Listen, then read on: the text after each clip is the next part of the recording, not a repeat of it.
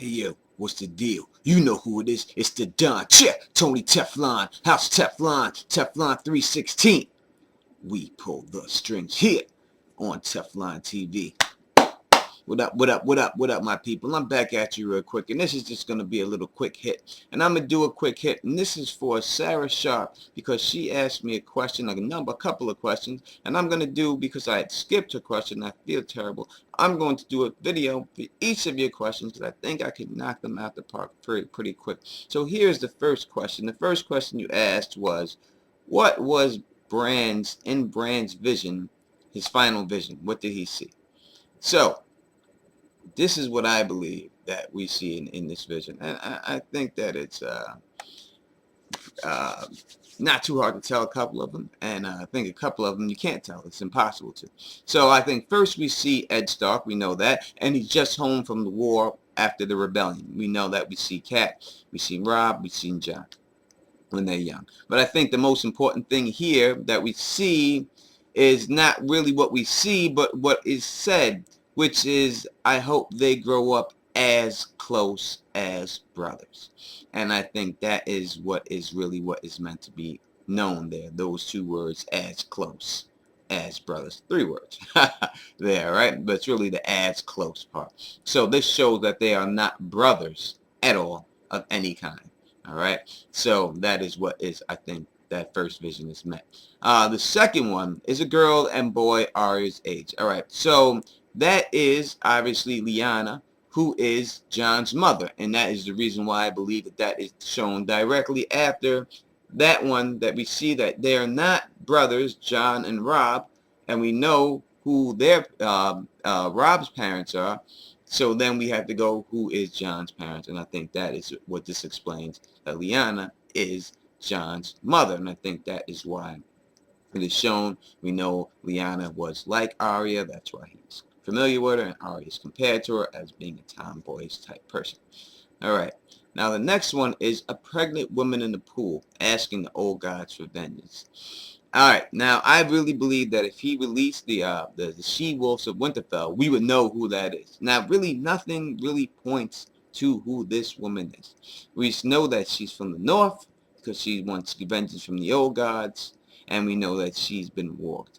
I really cannot pinpoint who this woman is. I've heard other people just theorize and throw things out there, but because I cannot really put it down, I can't just throw something out there. So I cannot give you an answer on that.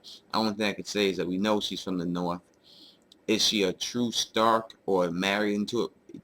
Really, there isn't nothing that says that. I think he would have had to release the she-wolves of Winterfell for us to know who that woman is. All right.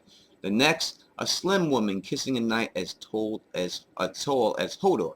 Well, I think since he brings up Hodor, I think this has something to do with Hodor. So I think that that man that is getting kissed by that woman is Sir Duncan the Tall. Now, this woman, I don't know who this woman, the old man, supposedly very old, right? Now, a lot of people think that that is old man. But the thing that gives me pause to make me think that that isn't old man is because old Nan says her sons were killed, all of them in war. She refers to Hodor as her blood, not her son. So I don't think Hodor is her child. Now it could be one of her daughters. She said her daughters got married and moved away a long time ago. It could be one of her daughters got hooked up with Sir Duncan the Tall. If she's that old, she could have a daughter. You know, you have a daughter. You know, she back in them days, you could people having kids at 13, 14. She could have a daughter, you know, that's young enough to date at Hodor or something like that. Who knows? But I would think it would be more. I know that Sir Duncan. I think it has something to do with Hodor. So I wouldn't go with Old Nan. I would say probably Old Nan's daughter or something like that. Someone Old Nan's sister or someone related to her.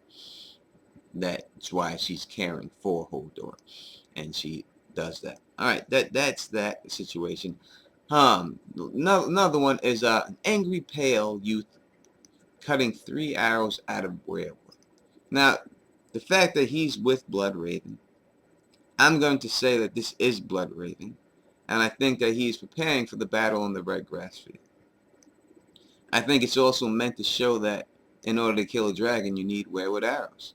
Uh, I think that's who it is. So obviously by saying pale youth, Bran would not know what he looks like as a youth, but the fact that they're saying werewood arrows, and there was 3 of them specifically, the Battle of the Red Grass Field, I gotta go with that is Blood Raven. Now the last thing that they show, the person getting the neck cut, and it's the people with steel and fur.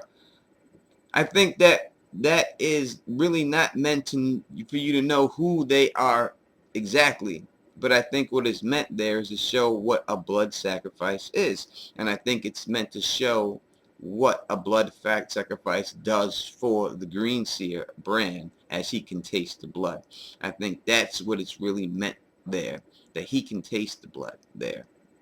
And I think that's what it's meant to, for people to realize, and for Bran to realize, like, yo, I can taste that. I can taste this dude, that sacrifice from back then. I think that's how they get their strength, the Green Seers, and I think that's the reason why that they've been weak, because they have not been able to have blood sacrifices on a regular abundance like that. And I think that's why Blood Raven is weak, and their powers have been drawn to be weak. So that's my answer for that question. I'll be back after you quick, and I will do your second question, which was Mirror Master's prophecies. Until next time, you know who it is. It's the Don, Tony Teflon, House Teflon, Teflon 316. We pull the strings. Peace, and stay sexy.